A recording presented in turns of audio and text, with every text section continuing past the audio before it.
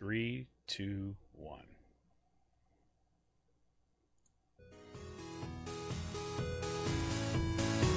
The future.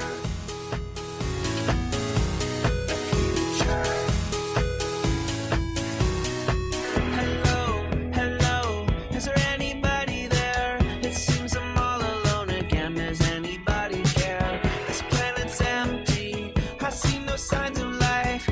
Please don't tell me that the human race did not survive. There are no people in the future. There are no people. There are no people in the future. No people at all. There are no people in the future. Where did all my people go? There are no people in the future. Let me try my people call. Where are all my people?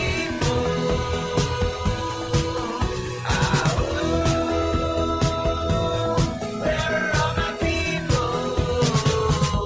I guess I'll fly away now. Hey, everybody, welcome. Yes, here we are. It is Monday, November 15th, 2021. Can you believe it? It's almost Thanksgiving. It's blowing my mind every single day. Welcome to Raging Chicken's Out to Coop Live. This, of course, is Kevin Mahoney, editor and founder of Raging Chicken. On Out to Coop Live, we talk to progressives, activists, and troublemakers of all sorts, right from our own backyards and from across the country. On Fridays, Sean Kitchen and I break down the good, the bad, and the ugly in state and national politics. And you got to check out the Wednesday show with Cyril Michaleko. Cyril is a progressive columnist with the Bucks County Courier-Times and the Intelligencer, and he joins me to drill down into the Bucks County, Pennsylvania, and international politics. You got to throw that in too every once in a while, right? And you can help get all our shows by subscribing to our podcast on Podbean, iTunes, Spotify, or wherever you get your podcasts. And you can help support this show by becoming a patron for as little as $5 a month. Just head on over to patreon.com/rcpress. And you can help out the show right now. Yep, just head on over to our YouTube channel if you're not there already. Smash that subscribe button, like the stream for this show, and hit that notification bell so you know every time that we go live. You can also sign up for our Discord server to continue the conversation well after the show is over. Just all the details of that are in tonight's show notes. And for more PA progressive talk, tune in to the Rick Smith Show's live stream at 9 p.m. Eastern on his YouTube channel, Twitter. Look, wherever you're going to find a streaming, that's where Rick's going to be. So check him out. Best bet is to head on over to ricksmithshow.com for all the latest across his platforms. Have you heard me say before? I can't keep track of it. It's exploding. He's got a show in Los Angeles, KPFK. He's at WBAI in New York on the weekends. He's got the TV show on Free Speech TV. Head on over to the Rick Smith Show for all the latest. And you can have, if you haven't already, I don't know what you're waiting for, but you got to check out the Sisters of the Night Caucus podcast. Those amazing PA women stirring the political cauldron behind this podcast rock the house. And they know where the bodies are buried. Spooky, right? You betcha. Make sure to follow them on Twitter at The Night Caucus and subscribe to their podcast on Anchor, Spotify, iTunes, or wherever you get your podcasts. And attention for all you gamers out there. Check out The Game In. That's with 2 N's. The Game In is a Quakertown-based black family-owned gaming store. They're friends of the show, and they've got everything for retro N64s, latest consoles, video games for all platforms, collectibles, action figures, Funko Pops. You get it. And look, we're back to school. Your kid gets an A on the report card, they take them on over to The Game In, and they get a discount on their purchase. Check them out on their Facebook page and follow them on Twitter at The Game In. That's with 2 N's. That's at The Game In on Twitter. If you've got a question about something that's hard to find, just shoot them an email at thegameinpa@gmail.com. And a special shout out goes to Jonathan Mann, who wrote our intro song, There Are No People in the Future. Check out all his great stuff on his YouTube page and follow him on Twitter at Song a Day Man. That's at Song a Day Man on Twitter. Quick programming note before we get into it tonight. Next Monday, November 22nd, we're going to change up our show a little bit. As you've heard me say, I'm going to be welcoming Gwen Marshall, Associate Professor of Philosophy at Florida International University, and we're going to be talking about her book Ancestry and Culture: An Alternative to Race in 5e. What is 5e, you ask? Yes, it's the 5th edition of Dungeons & Dragons, of all things. Yes, it's a book that looks to bring to the world of tabletop role-playing games a more critical and dynamic understanding of race and culture. Really fantastic, award-winning book and compendium to the D&D stuff. All the more important as we saw an uptick in the number of people playing D&D, especially kids, and then aftermath of the pandemic. So to have this critical understanding of race being brought into that kind of gaming, especially a role-playing context, is phenomenal. So on today's show, I am super, super happy to welcome Dr. Lara Putnam to the show.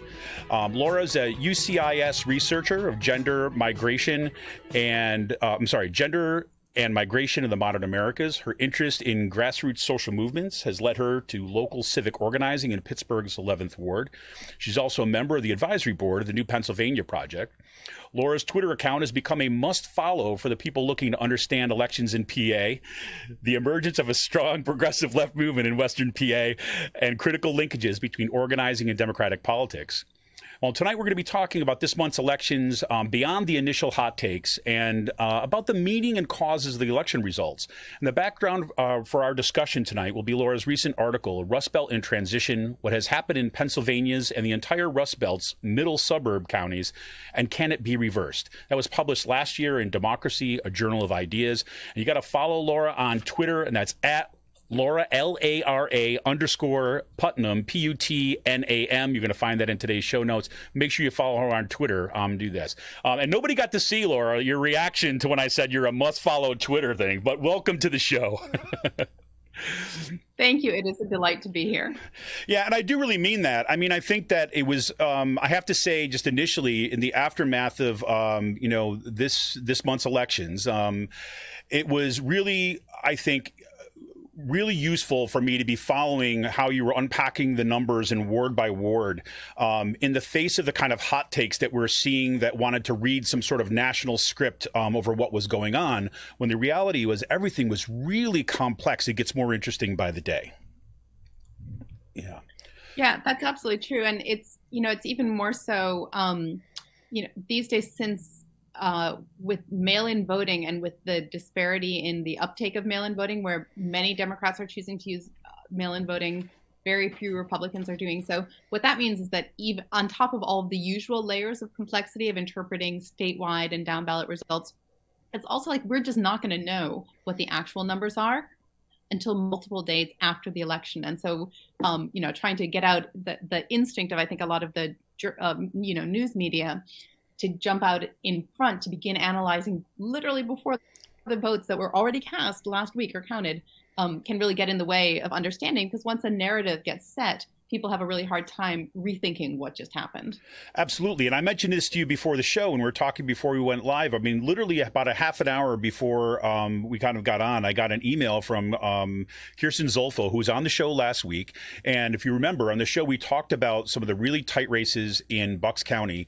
And she had mentioned the race in Newtown Township, where it looked like we were going to lose a Democratic seat there. And this is what she wrote to me before today's show.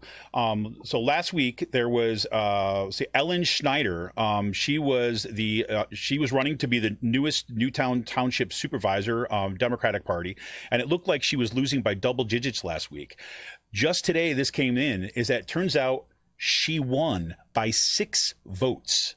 And it just goes to show exactly what you were just saying, that kind of dynamic, is that even reading the elections and the results we have to be very different in our approach and a little bit more patient before to really settle things out to figure out what's going on.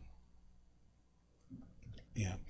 So let's take a look at one of the reasons I was very excited to have you on the show is as everybody knows, I've been kind of talking about your article, Rust Belt in Transition, that was published in Democracy, a Journal last year in 2020. And it talks about some of the shift that has taken place about, both in union density and the kind of the rural urban divide, in particular in their association with becoming, say, consistent or countable Democratic voters. So, and I thought it would be helpful for people to kind of see what's been going on, understand a little bit of that historical context first, and then bringing us up to kind of what's happening today and some of these shifts that are going on, and the ways that I think you talk about in the article as having to really understand each one of these areas is very fractured in terms of an electorate. So could you take us through what has happened, especially in some of these Rust Belt kind of middle suburbs or around the Pittsburgh region that you focus on here, and the shift away from the Democratic Party? Sure.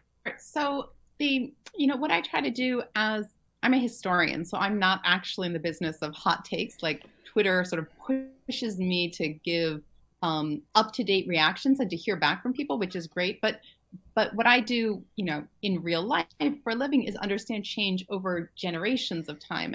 And part of what's interesting to me about political shifts that are underway within Pennsylvania is that there are things that are happening over, over a long period of time, and there are other things that are happening, in real time that people can impact. So I'm always trying to do a little bit of saying, whoa, let's look at the bigger picture here and see some longer term trends. But that shouldn't make people feel like there's nothing they can do because it's just these inexorable demographic trends, because actually inexorable demographic trends are just the outcome of lots of little individual decisions adding up in the same direction. So even as I sort of pull back and say, here's the big picture, that shouldn't be telling folks who are listening to us, oh, why even bother? It's beyond me. It's the contrary. The contrary is the message. Like, people make politics, right? And sometimes we do it in ways that we're aware of, and sometimes we do it in ways that are influenced by patterns that we don't even see, by shifts in employment patterns, by shifts in residence, and so on. And so part of what I try to capture in the article that you're describing is both some of the longer term economic, social, and demographic changes that have pushed in the direction of turning areas that had been, in the 1950s, 1960s, the stronghold of the Democratic Party within Pennsylvania. In those same places, folks have been moving away from the Democratic Party pretty steadily over the last 2 generations. And when I say folks, I mean the people who were there then. So I'm talking about the people who looked like what the Democratic Party in Pennsylvania looked like, 2 generations ago. So that was often folks who were, probably didn't have a college degree, probably had a good family-sustaining union job, often lived in a, male-headed household. Might be folks with family background in Eastern Europe, in Ireland, in Italian. So this is sort of, what sometimes ends up getting called the white working class. But there's a whole complexity to that, right? But and in, in places like Northeast PA, Southwest PA, there was a whole world built around factory towns, around a functioning industrial economy at its heyday, which it really was in the immediate, post-World War II aftermath. We had a federal government working to support the steel industry and manufacturing, and working to support unions within those industries as a route to prosperity for folks who went into those factories and for their families. So you had, and being a good voting Democrat at that point was part of daily life in community after community. It wasn't just about a political identity. There were local Democratic clubs. There was someone who was the person who was the head of your Democratic ward, probably called up and down the street every time there was an election, touched base with people, reminded them to get out and vote.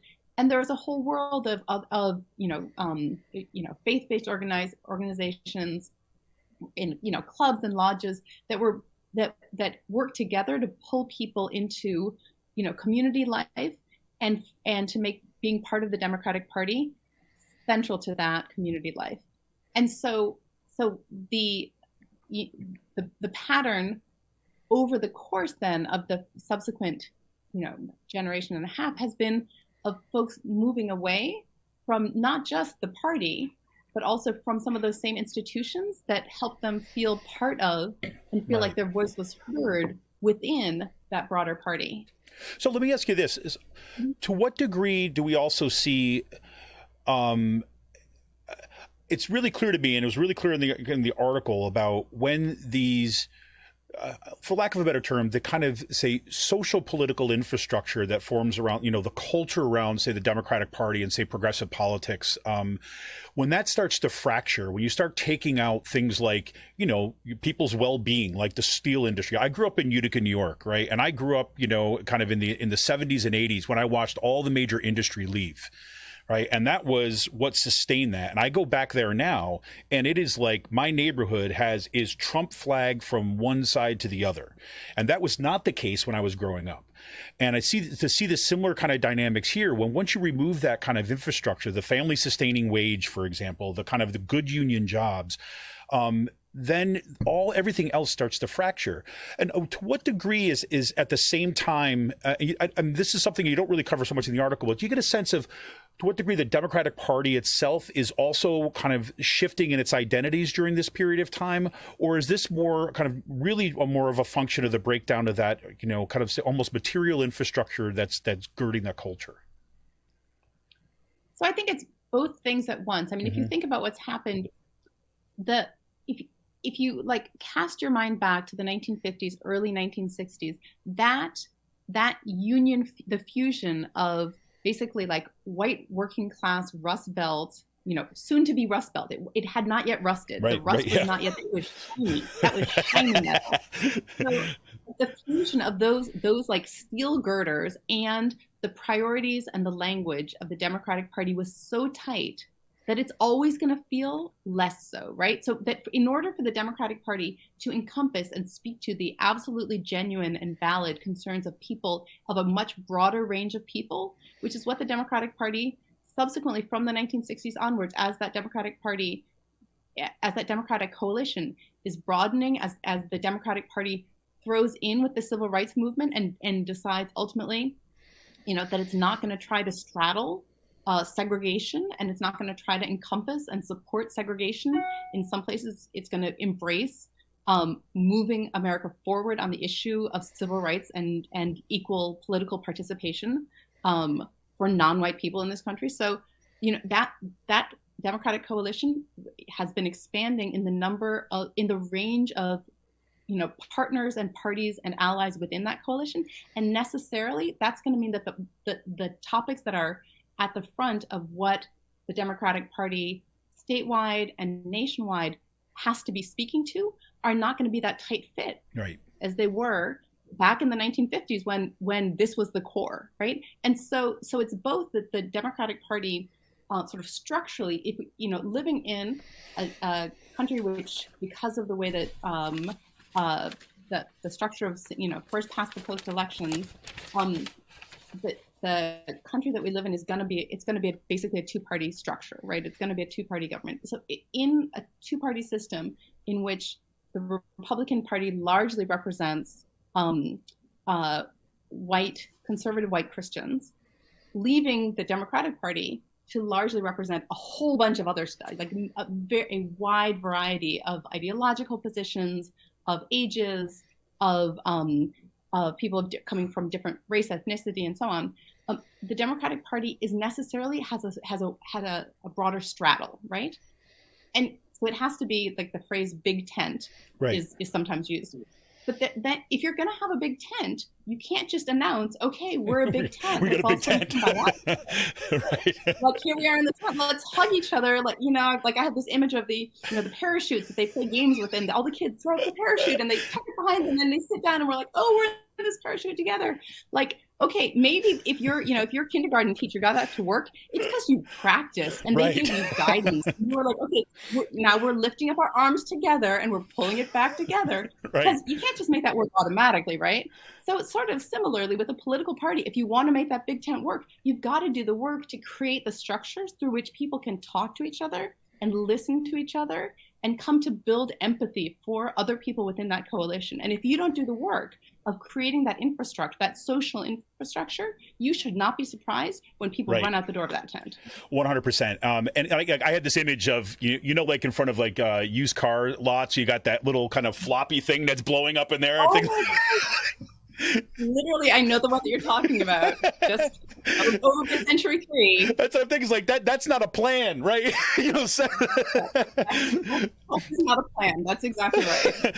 And it also seems it was striking to me as you're describing that too. Is what I started thinking too. Is it seems as the Republican Party has become has narrowed its focus. I mean, has really become more homogeneous over the years to represent this really kind of white identity party. It seems like those exact things that you were talking about that are a problem for the Democrat right become easier for Republicans because they're really only speaking for one constituency, and the game is a very different one, which also helps to explain, I think, some of the reasons why their focus is so like steadfast on voting rights and maintaining power through all the kind of wielding the mechanisms of power in the legislature, where the Democrats really have a kind of social, political kind of engagement problem. Like, how do you actually build an organization that it is not built around one singular identity? Yeah, absolutely. And it matters that in these same years in which the Democratic Party is necessarily becoming more, so it's encompassing a broader range of urban, suburban constituencies, a broader range of ages and priorities, people who have, legitimately different, potentially complementary, but legitimately different priorities. But in those same years, basic working class life in the United States in its social and organizational level has just taken body blow after body blow. And that's true in sort of largely white working class areas. It's true in urban areas with largely, whose population may be largely people of color. So, and it's true in rural areas. It's true in some of the more challenged suburbs. So, and these include, the constant attacks on unions have been not only impactful, and legal attacks on the and the sort of relentless pursuit of making by some deep-pocketed funders on the political right of making it hard for working people to organize has been important not only for wage levels and benefit levels and so on, but it has really deprived a generation of people in this country from the experience of sort of a school of democracy and a school of democratic participation, not capital D democratic participation, just small d democratic participation, a school for political participation, which is the role that unions have played for every immigrant group and for the working class traditionally within this country. Like it was that experience of, how do we come to work together? What should make me believe that my voice matters? And so we shouldn't be surprised that rates of, for instance, rates of voting and participation in elections, especially in off year, in non-presidential years, but in every year, have fallen among disadvantaged Americans, and that's been differentially impactful for the Democratic Party, which is trying to hold together this coalition, which is both getting more diverse and is resting in communities who don't necessarily have the strength of local civic institutions that they would have had a generation earlier or two generations earlier. Yeah, and I found it fascinating. You've got this chart in the article where you're looking at, the correlation of countywide presidential vote margins, percentage of rural population, and percentage of urban union voters from 1980 to 2016 in Pennsylvania, and right around say 1997, 1998 is where these two lines cross, where the rural urban divide is a much more stronger predictor, or the rural voter much predictor of what the presidential margins look like compared with union votes, where that just kind of drops off a cliff too as well. And you make this really interesting point that runs counter to some of the ways that people have interpreted the role that, say, Obama's election is like actually, he says that divide slowed when Obama was elected. That wasn't the kind of the moment at which these things went kind of like, in opposite directions. Actually, that tendency slowed when Obama seemed to have that kind of organized infrastructure. And you make this great point about, he had something, like in 40 of the 67 counties, there were kind of like grassroots on the ground offices, people working, working doors, doing the door-to-door organizing, which we haven't seen before. And that actually made a significant difference in terms of those dynamics. Yeah, absolutely. I mean, I think it's because the reaction to Obama's election was indeed concentrated in, rural and ex-industrial areas. And so, the surge of the Tea Party in response to Obama's election was anchored in those places. I think it may be easy to falsely extrapolate from that and say, wow, the whole community around those Tea Party areas must have been opposed to Obama from the start. Right. That's really not true. Now, if you look at the numbers, Obama was present and persuasive in many places where Democrats had been losing traction, right?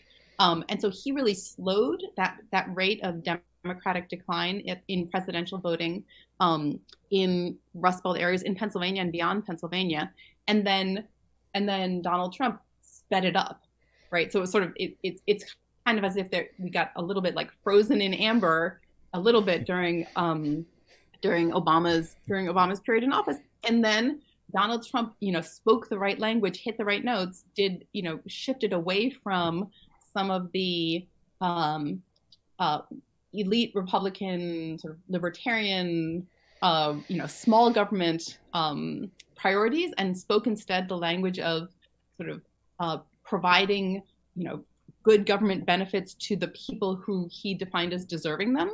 And that really resonated in a lot of places, right? So he sort of sped up what had been that long those long trends that had slowed down, that polarization that had slowed down under Obama, then absolutely sped up in 2016, and then really hit down ballot as well. I mean, that's the other thing we haven't talked about yet, but so far we've been describing, you can see it happening at the presidential level, and you can also then in place after place see these political changes of sort of shifting identification happen first at the presidential level and then move down ballot, so that even multiple cycles after, let's say, most folks in Southwest Pennsylvania, were not voting for Democrats at the presidential level. They were, Bill Clinton was the last Democrat they voted for, maybe, but they were still voting, for Bob Casey for a while, and then even at the Senate level, there was no senator, U.S. senator was on the ballot for Democrats who they felt really spoke their language, really embodied their values, but they were still voting, down ballot at the congressional level or the state Senate level or the state House level, or at least like the county level. The folks who were the Democrats at the county level at least still resonated and seemed to them to merit their vote. And what we've seen in the last few years is at county level politics really realigning. So just following the same direction of what had been the movement already, in multiple cycles before, up ballot from those offices. Well, and that's fascinating. And in some degree, it makes a lot of sense. I mean, there's that other piece that you wrote, like on postcards and superpowers, when you're talking about, like, I love that one too, in the Forge. It's that's a great article too as well. And the point you make in there is that the importance of social relationships as the basis of organizing. And it would make sense that takes a little bit longer to break down at the community level, even if it's broken down at the national level, because you're actually talking about people that you're involved when you have relationships built within your neighborhoods, in your community, your churches, and all the other stuff. And it seems like, I want to make sure we have time to talk about what happened here on in the elections. But this shift with Trump, right? I mean, there's a couple things that the dynamics that are going on, and I'll let you kind of unpack it a little better than I can, certainly. On the one hand, you talk about this, this dynamic, this shift that's going on, that we see a whole bunch of things happen at once, it seems, in the election of Donald Trump and the aftermath of that. Number one is that we see this kind of like, this upsurge of this, well, let me call it, say, radical right, or the Trump hits the right notes. And now we see the kind of shift in terms of how people are identifying themselves. But then you also see this, coming to life in these ring suburbs, right? And these more kind of professional, affluent suburbs, dominated in many, like, as you say, by women doing the organizing on the ground in those spaces. And seeing this kind of birth of another, what I would look at as another kind of source of power and organization within the Democratic politics, which, in the end, in my way, it seems like it doesn't make everything easier. In some ways, it makes it even more complicated because now you have these new constituencies. So maybe you could take us a little bit into that dynamic and that shift and what's happening with the rise of Trump, and then afterwards, and then we'll kind of get to where we sit right now and what do you see happening on the ground, the organizing that's happening there. Sure. So one thing that we see happen is that with the election of Donald Trump, we saw nationwide a surge of new civic engagement on the broad center to left among, especially concentrated among women, although not only women, often people who had been sort of community insiders, but political outsiders. They had been members of their local library board, or they had been, it's the PTA moms, or it's the grandmothers who, when they were, who were retired from having been a principal or a librarian, and who were involved in their community, but for whom politics, like electoral politics, had not necessarily been, and particularly like local electoral politics, that was someone else's problem, right? Right. And in place after place, the women we interviewed say, Donald Trump was elected, and I never thought that could happen in this country. And I thought that this is not the country that I want for my children. So for a lot of these women, and these were disproportionately college-educated women and disproportionately white women. Now, that's not because women of color were not paying attention to politics, but you had very many fewer, let's say, African-American women looking at Donald Trump's election and saying, I never thought that could happen in the United States. Right? Right. Women of color have a very different experience of American politics, of how racism works, of how present it is or isn't. So you heard, concern and, dedication to action, but you did not hear shock from most from people who are differently situated by their own life experiences. But for relatively privileged, generally white, well-educated women, this was, for many described it as like a cold water in the face. And so women of that particular demographic cohort and that particular demographic profile sort of stepped into politics wherever they were. And one thing which was really striking in our research is that even though the voices nationally saying, take action, here's what you can do, here's the Women's March, here's Indivisible, and most of those voices were really focused on national level events, call your congressman, call your senator. But in place after place, what we saw was immediately within weeks, certainly by February, March of 2017, people were already identifying local offices that they could contest, and often in their, purple suburbs, red suburbs. Republicans had been winning everything since forever. Everyone, the only people who ran for school board ran as Republicans. Republicans had, long dominated the courts, even in, places like Montgomery County, Delaware County, and the suburbs north and south of the city of Pittsburgh that have similar demographic profiles. There just wasn't an organized Democratic presence in those places.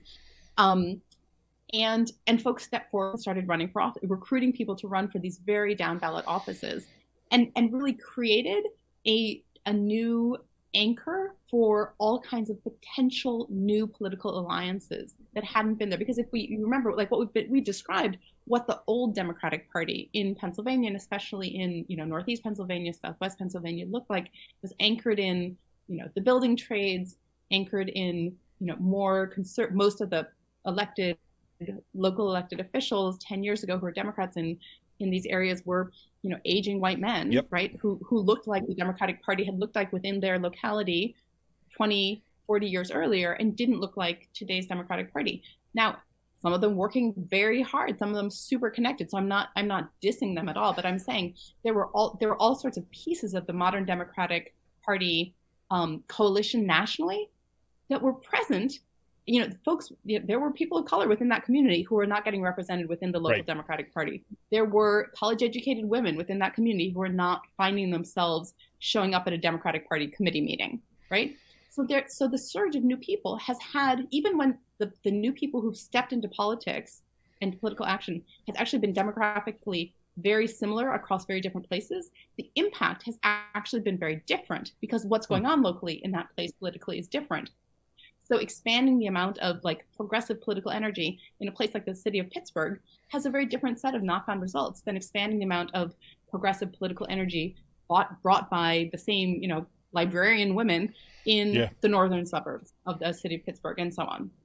So, and that's what we've been watching play out over the last, 4 or 5 years in Pennsylvania. Well, I think it's absolutely fascinating. And the stories that I hear again and again and again, in particular for women who now are, say, running chapters of Indivisible, running chapters of even DSA, Democratic Socialist America, running chapters of, a whole bunch of PA Stands Up, for example, that are doing all this work. There's so many times there's a story that starts with, I wasn't political, or I grew up as a Republican, and this was a wake-up call.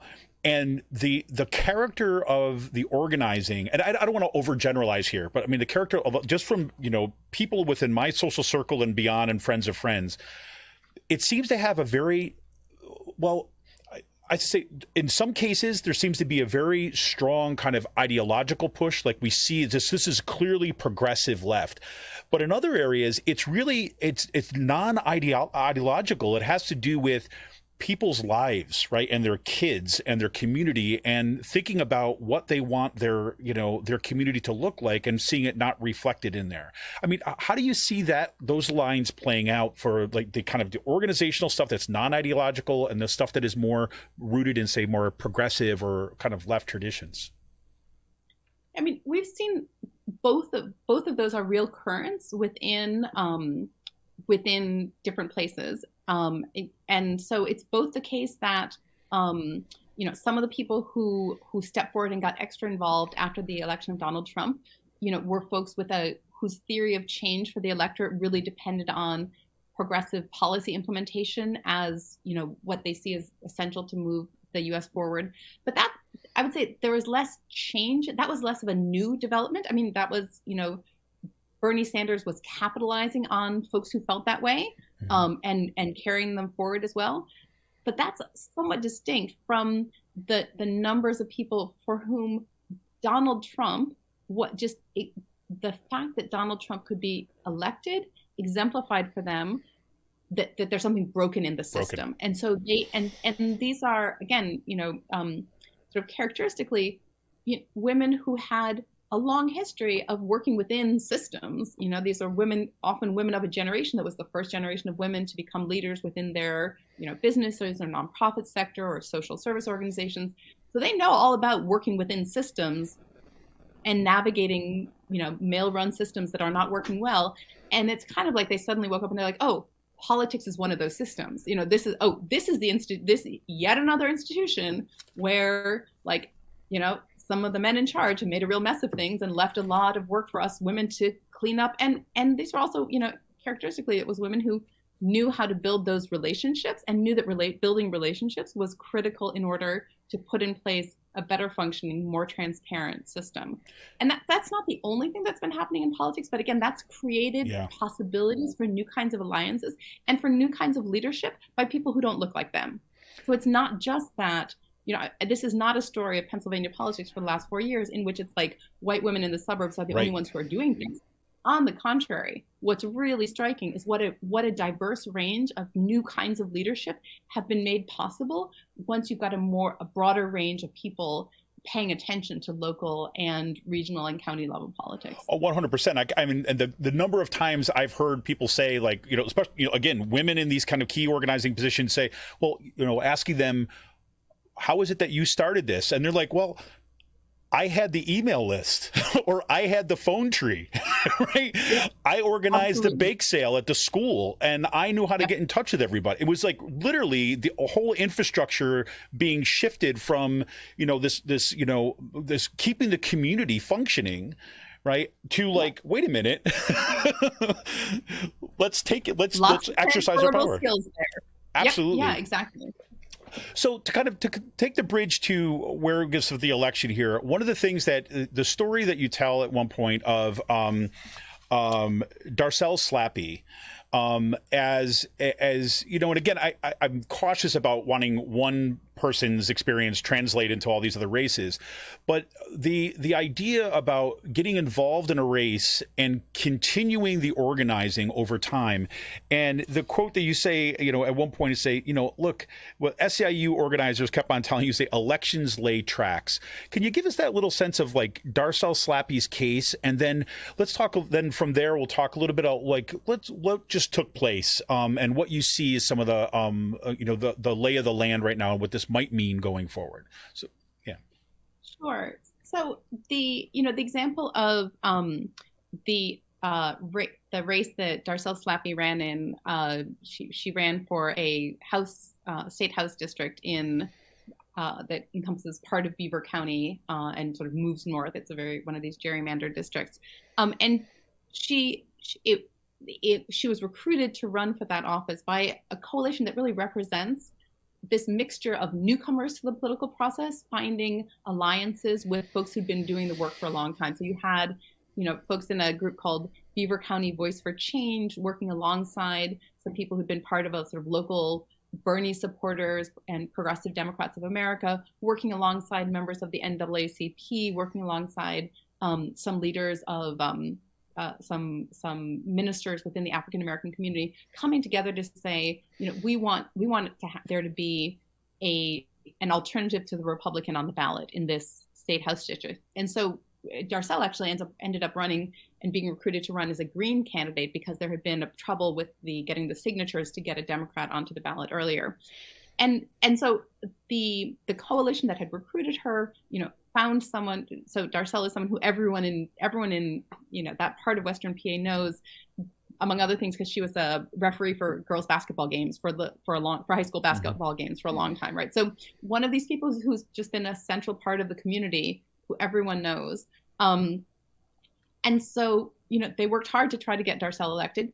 Didn't come close. That shouldn't surprise anyone. It's hard to get elected as a Green in a in a district that is all in for Donald Trump. But those relationships that were built forwards, right? And so having the knowledge and capacity that was built from everything around, like, well, when do we need to start recruiting a candidate so we don't run into the signature gathering problem that we ran into before, to the working relationships between what I've already described to you. It's a pretty disparate coalition. Folks who had different life experiences, different degrees of suspicion about, who these new allies showing up might be. So it's kind of like, I think of it as like what's the infrastructure that's necessary to keep that big tent up?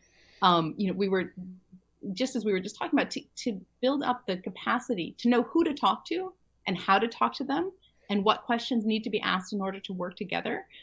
That's muscle, right? Yeah. You have to build up that muscle, and those social connections, when you use them, you make them stronger, right? As opposed to like cash, you use cash, you don't have it anymore. But social connections are a kind of resource which, like muscle, when you use it, it gets stronger. And you can just see that happening in the case of the local bottom-up rebuilding of a Democratic Party presence that's not going to look like the old Democratic Party presence necessarily in places like, Beaver County, Beaver Falls. So after Darcel's race in 2020, a woman named Colby Cole, also a social worker, activist, African-American woman from Beaver Falls, ran a campaign really in the midst of the pandemic, focused on helping people learn how to vote and navigate the craziness of pandemic era mail-in voting. She fell short in the final count, but she did not throw in her chips and say, oh well, and walk away. She actually has stayed involved. She founded a new super mini PAC called, I think, New Voices PAC, and she helped then recruit and prepare other women to run for office. And someone named Kenya Dons was just elected mayor of Beaver Falls. She's the first African American and first woman to be mayor of Beaver Falls. So it's a real, a real example of how that slow process of building up the connections through which local politics can be very slowly transformed. And I think it's very helpful to just see that timeline and for people to kind of okay, this is a trajectory. Like nothing is random here. These are building and exercising these muscles over time, and to see that, we need a vision that goes beyond the single election in order to understand how we win, right? I think is critical. And I was telling you a little bit about this beforehand, and that story resonated so much with me about what we're seeing here in Bucks County around school districts. I mean, we've got freaking QAnon people that were just voted to the school board of my kid's school district, our school district, and it's disturbing as all hell. But this is the second round of candidates organizing, right? Doing the door knocking, building relationships, and they caught up a little bit more. They gained more ground this time around, and the organization was absolutely amazing to see on the ground. And so part of what was. And I shared this with you too as well, that I shared your article, both that one and the kind of the postcards article, to say, look. Everyone here is doing exactly what everyone needs to do right, and doing amazing work. And it's happening all over the state, as you said. So on election day this year, initially the narrative that came out was that huge Democratic losses, right? Right across the board. And this is this national narrative being pushed down to the local level. But it seems like each day that it passes, that the picture of what has happened, particularly in Pennsylvania, right, is not that narrative, right? And I will say thank you for the work that you've been doing on Twitter to kind of like slowly unpack some of that stuff. So maybe just a little bit of, say, election reflection at this point. So we got some of the context and the history here. When you're looking back at these elections and seeing what happened on the ground, how do you kind of suss out how to read what's happening? So I think part of the reason it's complicated is that there are different stories that are visible at different scales. So different offices are capturing like important political trends that are running in slightly contrary directions, right? So the movement of basically like rural and Rust Belt Pennsylvania, on balance, away from strong identification with the Democrats and towards baseline strong identification with Republicans, that is well underway. And nothing, and the election of Donald Trump actually, ratcheted that up, and nothing that's happened since 2016 has made that, core shift in identification reverse. And it's part of those long-term economic, demographic, and organizational patterns that we were talking about at the beginning, the decline of unions and shifts in the media environment as well. So the surge in first right-wing radio, talk radio, and then Fox News today, along with the coalescing of evangelical Christian congregations into alignment with the Republican Party specifically. All of those things are sort of undergirding that long-term, shift, and that polarization between more rural areas and more urban areas, which have and the sort of inner suburbs which tend to be more economically dynamic, more cosmopolitan because new people move to them from out of state and from out of the country, more diverse, all of those. So that you have the more cosmopolitan suburbs moving towards firmer alignment with the Democrats. And one of the questions sort of where are the exurbs going to fall in the line in between? So there's this geographic realignment that's going on, and that actually at the presidential level, accelerated with Donald Trump, and then actually slowed a little bit with Joe Biden, who I think, Scranton Joe does resonate with some folks who might have been pretty skeptical of Hillary Clinton and might be pretty skeptical of whoever the next Democratic presidential candidate was. But like Joe Biden felt like maybe he got it, or maybe, he wasn't too scary. But if you look down ballot, you see that actually 2020 was a year in which, for down ballot statewide Democratic candidates, it was a year in which they lost all kinds of places they hadn't lost before. And so that steady movement down ballot of this realignment is continuing.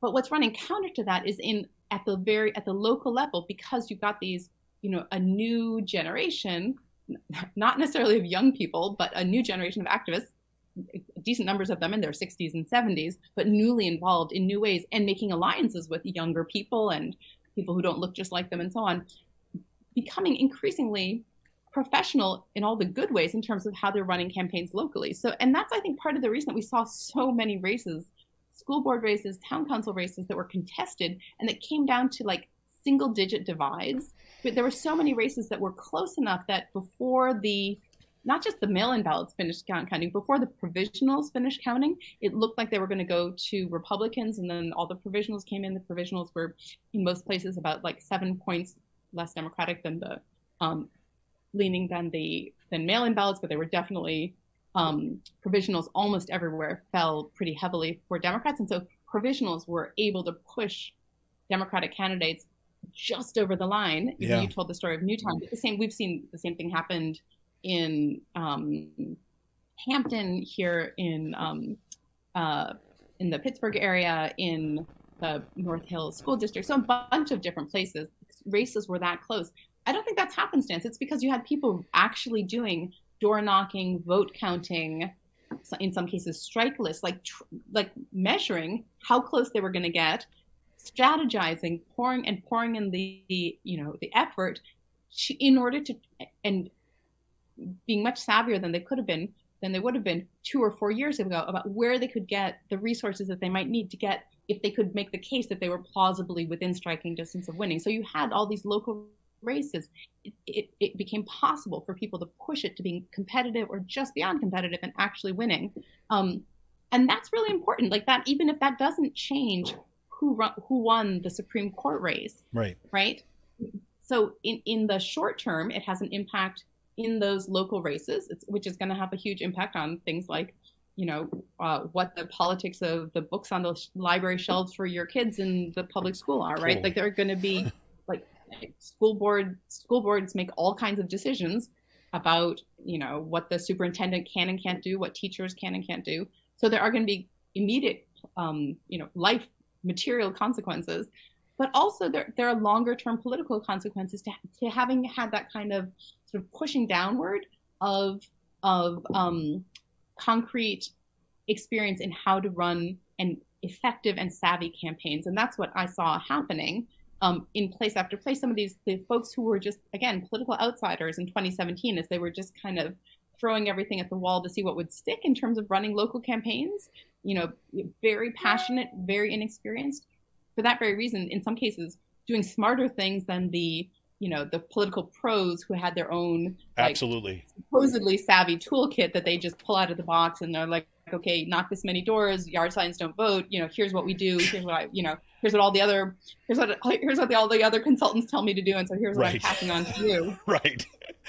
I'm seeing you have some experience of this. Oh, those people drive me insane. And I think, for me, it's like one of the best things to come out of the last 2 election cycles, right? Well, ever since 2020 and this kind of rebirth of organization is that people like doing the organizing themselves. And when these kind of like talking heads consultants start coming in saying their nonsense, they just kind of nod politely and just kind of get back to business because you recognize they're not doing it.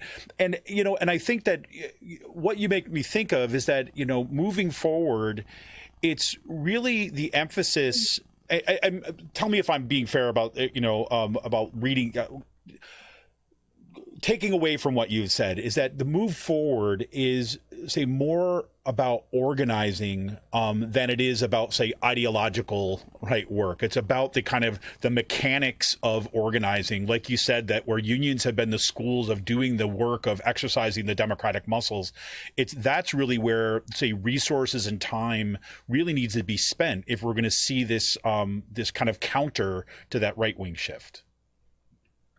Yeah, I think that's right. And one thing which is striking is that, there's some kinds of scaling up that just individual local grassroots groups are just never, even when they're reaching out and, finding new allies to work on issues that are locally crucial, whether it's environmental or criminal justice or et cetera, there's some kinds of scaling up that they're not going to be able to do, right? Yep. But one thing which is interesting is how this organizing in several places, you can see new synergies emerging with, among other things, union organizing. So, it's not happenstance that in Southwest Pennsylvania, the efforts to organize hospital workers, efforts by SEIU and others to unionize home healthcare workers and to unionize the UPMC workforce are moving forward now.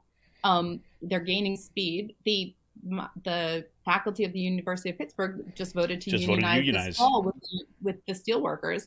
So there are potential synergies between the sort of new electoral activism, creating spaces and connections and understanding that can then spill over into bringing into office elected officials who are much more open to finding new partnerships with new union partners, right? So maybe they're not coming into office as closely aligned, let's say, with the building trades, but maybe they're coming into office with more potential connections and synergies to folks focused on organizing service sector workers and folks focused on organizing, workers in the healthcare sector who've been excluded from labor protections. And so the unionizing campaigns that can be made possible by the changes in the electoral landscape can themselves then bring new people into the process of sort of active civic engagement of having unions play that role of being, as I said, a sort of a school for small d democracy, which is what has traditionally been so critical in this country. So that's, I think, if you want to tell an optimistic story about what we've seen happening up to and through November 2021 in Pennsylvania, it's that you can see happening, in small scale, but in ways that are potentially quite important, new synergies between the progressive anti-Trump grassroots, where they've gone in life, and the possibilities of broader labor organizing. Well, that's a phenomenal way to leave it on the optimistic note tonight. I've already kept you longer, and I swear to God, listen, I did not plan this, but this is why I wanted to close out with this little announcement here too as well. Exactly to Laura's point, tomorrow night at the Kutztown University campus, there's a rally with the Kutztown University Dining Workers United, who are in the process of unionizing. They're the only food service workers in the entire state system of higher education without a union. They are organizing, and Aramark they looked like initially that they were going to allow them to give volunteer recognition, whatever, voluntarily recognize the union. That didn't happen. It looks like the university administration has had something to say about this, perhaps. So these dining workers now are going to be rallying in front of the South Dining Hall tomorrow at 5:30 p.m. from the South Dining Hall. If you are in the Kutztown University area, this is a perfect example why we show up for workers, right? We show up for those workers at the dining hall, and to those organizing efforts that are happening in our communities in sectors that are looking different than we kind of normally see, and like you said, in the service sector. So I can't think of a better segue than that, Laura, that you just set us up for. Like we planned it. We did not plan that. I was like, you got to be kidding me. This is awesome. It's just actually true. These things, what we were describing really is happening in lots of different places. Absolutely. Well, listen, thank you so much for taking the time. I'm sorry to keep you a little longer than I promised initially. And like I said, you got to get out there, everybody. Please follow Laura on Twitter. It's at Lara, Lara, Lara _ Putnam, Putnam. Great kind of work there. And not just the stuff you do on election stuff. I mean, I think your work kind of more broadly is like, this is a nice thing. It's been a nice way into your other work too as well. I've been following like, what else has she written? So I'm going to read it around. So it's phenomenal. Well, thank you for taking the time out for us tonight. And I look forward to talking to you again. Thank you so much. It's been a joy to be here. All right, you got it. Okay, hey, everybody, we're going to take a little quick break, and we're going to take a little break, and then we're going to come back on there with some closing thoughts. If there's any things that you want to throw into the chat, for folks who want to kind of call in, you got something to say, you want to hit us up on Riverside, make sure you head on over to the Riverside. Information on that is in tonight's show notes on our YouTube channel. Make sure that you shut off your volume on your YouTube before you kind of call into Riverside, just like you would any radio show, or otherwise you're going to get a bunch of feedback and everything else.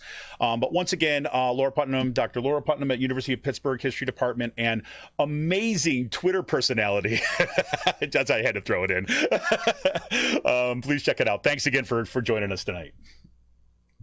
All right, this is Kevin Mahoney, editor and founder of Raging Chicken. We're going to take this quick break. We'll be right back right after this. If I can get the volume to work right on my little show notes break. Hold on just a second. Watch this. See how I'm kind of pausing? Here we go. We'll be back right after this little quick break.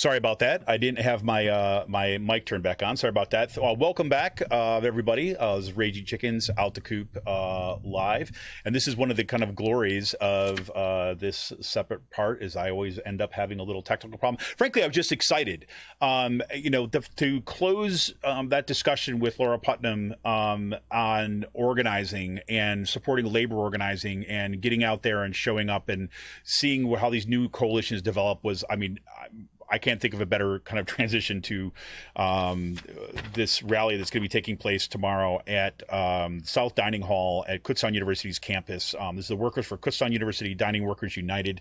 They're demanding that KU and Aramark recognize their union. If you can make it out to Kutztown tomorrow at 5:30, be there. Show up a little bit early. Can't hurt. You never know what might be going on. So do check that out. A couple things that I just want to kind of go back on, and this is one of these shows where I really had to try to stay focused because there was so much that I wanted to talk to Lara Putnam about, but we wanted to really stay close to what she was doing with that article, and then what's happening kind of down belt in some of these races. It's been pretty remarkable. One of the things that I didn't get a chance to say in tonight's show too, as well, is exactly what she was pointing to about, people staying with the organizing. Shortly before the show tonight too, as well, I've already talked about the Newtown situation, but shortly before the show tonight, one of these Facebook groups that I'm in around kind of school districts in Bucks County, there was somebody who said, like, hey, there's a Penridge school board meeting tonight, and there's Penridge, that's probably still going on right now, a Penridge school board meeting tonight, and so somebody else made a post that said, oh, look, this is what they did at Central Bucks School District to make sure that they kind of understood what was going on and making sure they had a record of what was happening. This is what they did over there. To almost immediately afterwards, someone else who was part of the group said, oh, we already have a sign up sheet with that job kind of specified, right? So it's like, that's the kind of, like, social movement building muscles that are being exercised, is those kind of those kind of particular skills for doing democracy and kind of, gaining power. Right. And I don't mean like gaining as in power over, but in that power with the community to say, look, we are not going to, let this stand. And to see also that, people in the Penridge School District tonight, after kind of losing the election, right, and doing amazing organizing, like, the response wasn't like, oh, well, I guess we're stuck with it. Nope. They were making sure that people were showing up, making sure that the struggle didn't end. As a matter of fact, there's going to be a celebration about the election coming up. They're doing all this kind of infrastructure building in order to ensure that this organizing only continues into 2022, 2023, 2024, right and wrong. It's really, really impressive. And it's also been impressive to see, these different school board organizations. Sometimes they're, particular candidates and what happened in their particular campaigns. And sometimes it's, a little bit bigger organization. Like, like here in Penridge, there's a Penridge United. I mean, this is the second round of school board elections in which there's been a slate of candidates with Penridge United as building out that organization. And now you have these different parent groups, right? Also, I said parent is really the wrong word, because it's not just parents, it's community members, people that are involved and saying, listen, we've got to stop this. We cannot allow our community to go down this road. And now they're talking to each other. I shouldn't say now, because they've already been talking to each other. And now there's those bigger questions about how do we build an organization that, to speak what Lara Putnam said, that could scale up a little bit.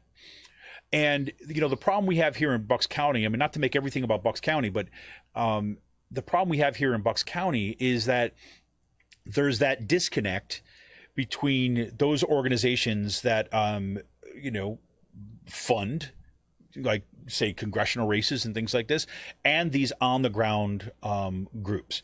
And one of the things in Lara Putnam's article, the Rust Belt and Transition, she talks about that, these candidates, these Democratic candidates are the kind of the fly-in candidates, where, you know, suddenly there's a big mobilization of cash around a particular candidate for a particular race. That, as she said in tonight's interview, you know, once you spend that money, it's gone. Right. And so, and there's nothing that's left behind, you know, I mean, people might have got a few extra dollars in their pockets or things like this, but once that money's gone, it's spent. And so this model of kind of, you know, running Democratic Party candidates in a county like Bucks County, right, that are being kind of like, you know, supported by some sort of Democratic consultants someplace else, dropped into the here, and then having some sort of organization pop up, like a pop-up shop, right, around the election with a bunch of money to try to kind of support this candidate. And then, you know, election's over, pop-up shop closes, they're gone, the money's gone, and then you're back to square one again, right? That model of how we contest elections at, you know, at the county level, at the district level, runs counter to the kind of organizational models that Laura Putnam was talking about tonight, where these social relationships, these kind of networks of you know, relationships that are built in this grassroots organizing effort moving up. And that's really, I think, is going to be the question moving forward. I mean, it's going to take, one of the things I do have to say, I should read this part to you directly from her piece. She kind of closes with this in this article. Did I lose the page? Let me see. Of course I lost the page. She makes this point. I'm sorry. Here we go. So, okay, what this adds up to are regions that aren't, quote, coming back to Democrats in their top line vote totals anytime soon. Not because the Rust Belt is a political monolith, but because it isn't. Each county is internally diverse in consistent ways, with moving parts headed in opposite directions. The new Democratic coalitions whose outlines are emerging are both awkward and incipient. And for now, they are not growing fast enough to compensate for the final crumbling of the old one around them. Right? The idea there is, I don't know how you hear that, but I hear that with a whole lot of hope, right? There's something about reading that piece and having it acknowledged that there is really good work going on, but it's not catching up fast enough. So what does that mean? It means that we might lose a couple rounds of elections in some places, right? But that's not because it's the wrong kind of organizing. It doesn't mean that the district is too conservative, whatever the hell that means these days. What it means is that there's these dynamics that were set in motion well before today, right? Or last week or last year. And it's going to take a while to turn that ship, especially since we're talking about exercising political muscles that we haven't had to exercise, like as communities, for quite some time. Right. And look, and I am the last person in the world that will ever say that, like, no one's been doing this work. There have been people who've been organizing, who've been like doing the good work for, you know, decades. Right. That even as union density dropped off and that kind of infrastructure of democracy started to crumble around us, they continued to do the work. Right. And, you know, there's this thing in social movements where, you know, Rick Smith once said this to me, and it's a little bit different context, but he was talking about, you know, doing labor radio, right? Doing labor media. And we were talking about, say, you know, the need to build out a kind of progressive media infrastructure in Pennsylvania. And this is like years ago. And there's a frustration that comes along with doing this week after week when, you know, look, I mean, it's a side hustle, if you want to put it like that. So although it's not a hustle, I mean, I don't make any money from this. Right? It's like, the idea is that you continue to do this in the hopes that at some point, to use Rick's words, you stay in the room long enough, at some point, someone's going to notice. right? And then somebody will be there to meet up. And that's what's happened to his show right now. He's continued to do that work. And if he hadn't been doing that work every day for years, the kind of success he's having right now, in terms of getting on platforms of WBAI, getting on KPFK, having the free speech TV show on Saturdays, if he had not been doing that and exercising those muscles for all that time, all that stuff that I just said wouldn't exist now. But that kept doing it. And there's dark days when you do it like this. I mean, there's days when I'm sitting here doing this show. I mean, I love this. This is literally like my church, right? I mean, the places where, where I come to feel connected, right? To feel like I can just kind of talk and have people on that kind of help me think about stuff, right? And hopefully help you think about stuff, right? To highlight things that are going on in the community with the hopes that it's going to have some kind of difference, right? For hope there's going to be, some impact, right? And, all that kind of stuff. And the same thing is happening at these, at these school board levels, at the district level, the municipal level, where people are doing this organizing.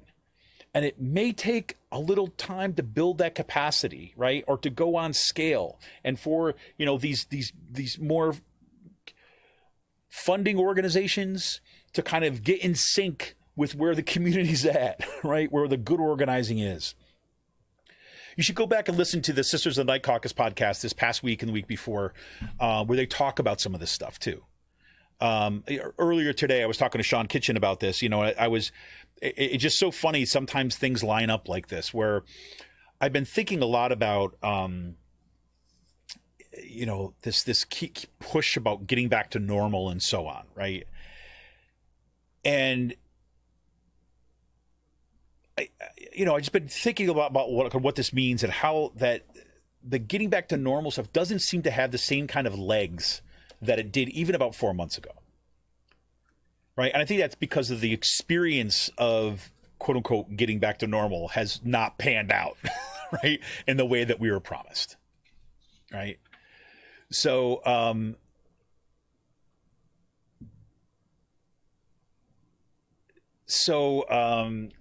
it didn't pan out. I'm sorry, I just got distracted for a second. So I was listening to, their podcast, and it was like, yeah, right. That same kind of idea about this disconnect from like the people who normally fund the organizational outlook are not necessarily there yet in terms of understanding the importance of investing in this infrastructure building the organization.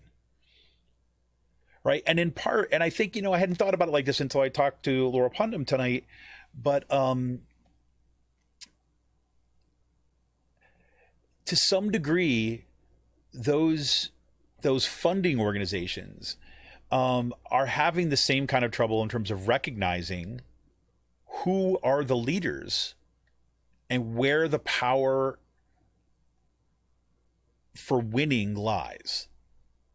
And in the most direct and simple case, it's because those old white guys who were sitting around smoking cigars and were the kind of had the Democratic Party machines are not the ones that we should need to be investing in now. It's exactly those women. It's in the kind of the people of color in those kind of like, who've been organizing on the ground that needs to be built out. And it's not like these consultants or the organization should come in and take over or think they can run. No. They just need to help them grow and ask those organizations what they need. Right? So anyways, do check out Sisters of the Night Caucus podcast. Check out the last two. Check them all out, obviously. But the last two podcasts in particular, I think, resonate with a lot of some of the things we're talking about here. So good. Paul asks, what is Laura's Twitter handle again? I'll give it to you. I'll put it right here. Lara_Putnam. That's it right there. I want to give an apology to Caitlin. Caitlin, for whatever, I didn't get the notification when Laura Putnam was on, but Caitlin asked the question, during the summer of 2020, we saw many Black Lives Matter rallies in rural Pennsylvania, places like Lock Haven, Watsontown, Shamokin here in central PA. Did this have any effect on the elections? Was there any effort by the Democratic Party to channel that energy into votes? That's a phenomenal question. And I'll tell you what, I'll pose that question to her. I'm going to copy that out right now. And my apologies, Caitlin, for not seeing that one. Laura Putnam was still on the show tonight, but I appreciate it. And I will pass that on. And then on our show this Wednesday, Cyril and I will be back for the Wednesday show. And if I hear back from Laura before then I will post that there. At the very least, we'll talk about it on Friday when Sean Kitchen and I come back for our weekly politics roundup. Great, excellent question. And this is one of the things that I've told this story before. About, there was one time that in Harrisburg there used to be this Progressive Summit, right? The PA Progressive Summit, and Keystone Progress used to run it. And Keystone Progress is a very different organization now than it used to be, but it's it was kind of like a coming together of whatever progressive organizations. There'd be tables and there'd be breakout sessions and organizing and things like this, it was for me, Raging Chicken, as Raging Chicken, we used to go there. We used to have a table there. It was a great place to meet folks across the state, see what was actually happening across the state. But as people kind of pointed out, it was decidedly whiter than where the organizing was happening. There was a certain kind of old school structure to it, right? And so, that organization decided to put the more, make it more of an organizing, which makes total sense, right? Anyways, that was not the point that I was going to say. So there was one time, I was probably, it was years ago, and a friend of ours, ours being Sean and I's, Sean Kitchen and I's, we were just going to go out after kind of one of these sessions. There's some kind of debate or something. We're going to go out afterwards. And we went with this friend of ours, and that friend had to go and pick something up, stop by an office that was close to where the conference was. This person worked and did political work, and had worked for some organizations in there, and said, "Hey, you guys want to see something?" And he took us to this office, and there was a big map on the wall. Right. And it was, somebody who does like an organization that does some work with Democratic Party politics and stuff. And there was like different colors and there were pins and all that kind of stuff. And he said, "Do you see these, see where there's those, I don't know, like black spots or gray spots? I can't remember what it was, where there's those gray areas." And we're like, yeah. You know what that is? No, he's like, "Those are the counties that the Democrats have not contested an election and are not going to contest elections going forward." And the striking thing about it is that it was the majority of the map, right? You saw this. I mean, people, this is like a cliche by this point. When people start talking about, Pennsylvania is, there's Pittsburgh and Philadelphia and Alabama in between. Right. And there's that big T, right, blah, blah, blah. But that is such a messed up way of thinking about like organizational politics. And this is why like Laura Putnam's piece is so important. One of the things that I don't know if I use this term tonight, but she talks about it as the electorate, right? Everything is so much more fractured right now. And so you're seeing these kind of municipal gains, like even in the kind of like red districts, red counties, if you will, there are these pockets of, there might be around towns, there might be around cities, there might be around universities, right? There might be around hospitals, right? That are these concentrated Democratic areas, right? And for the longest time, those folks are just kind of left out in the cold. Oh, well, I guess we'll vote. But now it's those same pockets, these same places in sometimes these really red districts, red counties, that we're seeing victories, right? You know, this kind of these dual directions that Laura Putnam was talking about. We're seeing that all over the place. We certainly have seen it like in the Lehigh Valley, right? I mean, look what's gone on in Allentown. Look what's happened to Lehigh Valley. I mean, you know, when that was just kind of left to the Republicans for the longest time. That's changing significantly. Blueberries. Yeah, Emily, that's exactly it. Little blueberries. I like that. So anyways, you know, for me, you know, you definitely got to check out that piece, Laura Putnam's piece, Rust Belt in Transition, and also plug her her article in The Forge called On Postcards and Superpowers. Just fantastic pieces. And I say that, read those as in the mindset of like, this is a hopeful story, see here. And there's nothing is kind of written in stone. And frankly, you know, when she says that the Democratic coalition, that the way the Democratic coalition is going to look going forward is not going to look the way that it used to be.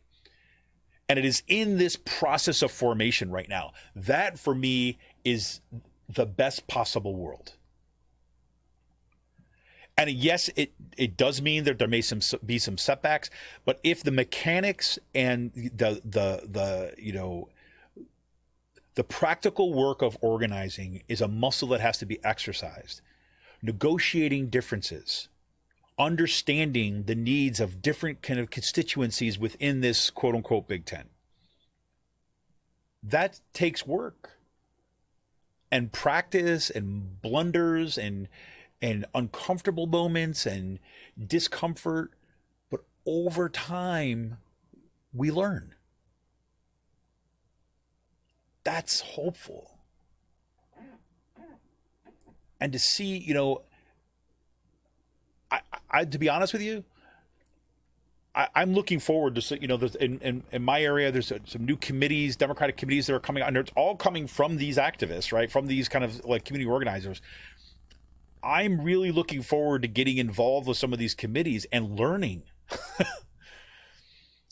right? Because like, I mean, that's how incredible the work is that people are doing. And I'm thrilled to be in a position to learn and to help, right? And to use this platform too as well in any way, you know, that I can, that's going to be productive. So pretty awesome.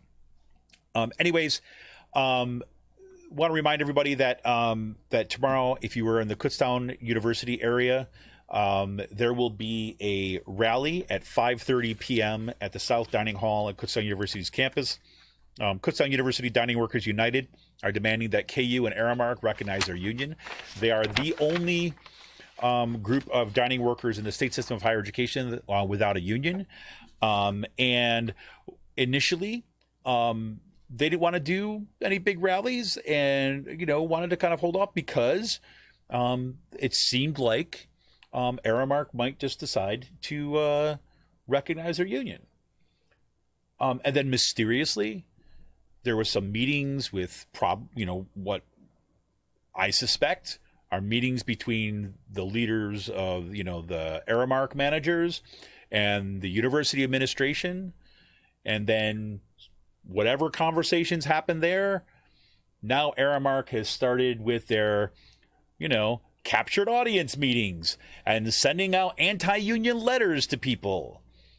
And that wasn't happening before. Right? So now I have no evidence of this. I have no proof of this. Right? But knowing a little bit about our administration at Kutztown University, that little kind of anti-union, that kind of anti-worker, really? Or having a president or an administration who thinks that they know better than everybody else about everything else that happens on a college campus? They know how to beat COVID. Just pretend it's not there. They're willing to sell out faculty members who have, just recently had a heart transplant. Tell them, hey, get in the classroom or, whatever. Yeah, I know you got to risk your life, but too bad for you. My hunch is that there was some strong suggestions that were coming from the Kutztown University's administration that Aramark shouldn't recognize the union. Just my thought. Just my sense of things. So there was a choice. And the choice was made. And so now the counter choice is there. Rally, 5:30, in front of the South Dining Hall at Kutztown University's campus tomorrow. So, I mean, tomorrow? Yeah, tomorrow. Right? Tuesday. So pretty cool. Anyways, thank you, everybody, for tuning in tonight. I hope you enjoyed the show. I was thrilled to have Lara Putnam on. I want to remind you that next week we've got a really cool show coming up. We've got Gwen Marshall's going to be on. She is an associate professor of philosophy at Florida International University. We're going to be talking about her book, this one right here, Ancestry and Culture, an Alternative to Race in 5e. And that is the 5th edition of Dungeons & Dragons. And it looks at brings to this world of tabletop role-playing games a more critical and dynamic understanding of race and culture, which is all the more important when you're both in the wake of the Black Lives Matter protests and the kind of the ongoing, kind of really important conversations we're having about race once again. And, again, I've said this on the show before, but it might seem like a little bit of a niche kind of focus on Dungeons & Dragons, but what happened in the video game industry was like, the basically alt-right went in there and just kind of like dominated that whole stuff where everybody else didn't even know what was going on. To see that there's folks within the D&D community, especially with this kind of renewed interest in it, who are kind of addressing this very, very critically and looking for ways to ensure that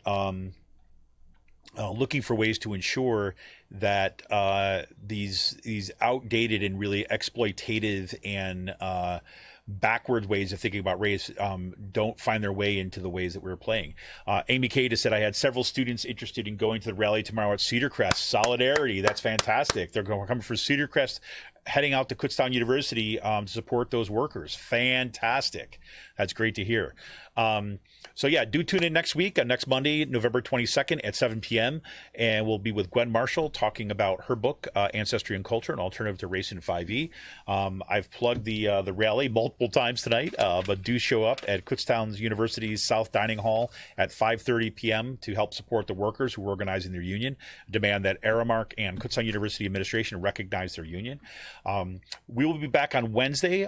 Cyril and I will be back for the Wednesday show. We talk about his latest piece, and I know, man, Cyril's been chomping at the bit. He's got a lot of stuff going on. He's been putting a lot of stuff both in his newsletter and in his latest column, which are absolutely critical and kind of like dovetail really nicely to our discussion we had tonight.